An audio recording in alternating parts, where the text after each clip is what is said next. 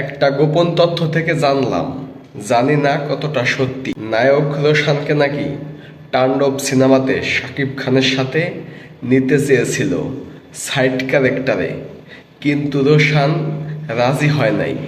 Side character করতে রোশানের অ্যাটিটিউডে বাজে। এইসব পোলাপান কিভাবে নায়ক হবে? এইসব পোলাপান কিভাবে সুপারস্টার হবে? শুধু দেখতে ভালো হলে, লম্বা হলে কি নায়ক হওয়া যায়? কখনোই না। ভালো অভিনয় জানতে হয়। রোশান মোটামুটি ভালো অভিনয় জানে, কিন্তু যারা বর্তমানে স্টার তাদের সাথে কাজ করতে চায় না। তাদের সাথে কাজ করলে তাদের সমস্যা, তার অ্যাটিটিউডে বাজে। সাইডে নায়ক করতে চায় না। সাইডে নায়ক না করলে জীবনে কখনো নায়ক হওয়া যায় না।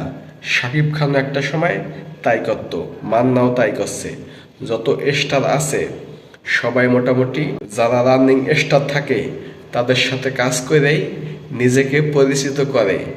সেইখানে রোশানকে অফার করা হয়েছে শাকিব খানের তাণ্ডবে কাজ করার জন্যে, কিন্তু রোশান কাজ করতে রাজি হয় নাই। জানি না এটা কতটুকু সত্যি।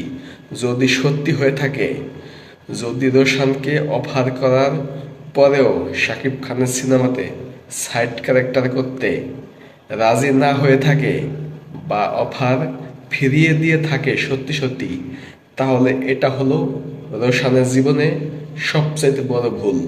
রোশানের সিনেমার ক্যারিয়ার তাহলে এখানেই শেষ, যদি সত্যি হয়ে থাকে। আর যদি মিথ্যা হয় তাহলে তো মিথ্যাই। বর্তমানে বাংলা সিনেমাতে যেসব নায়ক আছে, শাকিব খানের সিনেমাতে সাইড ক্যারেক্টার করার যোগ্যতাও তাদের নাই। তারপরেও যদি অফার পায় সাইড ক্যারেক্টার করার, তাহলে সেটা অফার পাওয়া মাত্র লুইফা নেওয়া উচিত। অফার পাওয়া মাত্র কত পারিশ্রমিক দিব এটা দেখা উচিত না।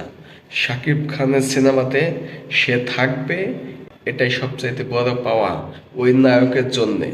এমনটাই হওয়া উচিত। এছাড়া কখনোই বাংলাদেশে দ্বিতীয় নায়ক দাঁড়াতে পারবে না। যদি দাঁড়াতে হয় তাহলে শাকিব খানের সাথে থাকতে হবে, এটাই আছে একমাত্র রাস্তা।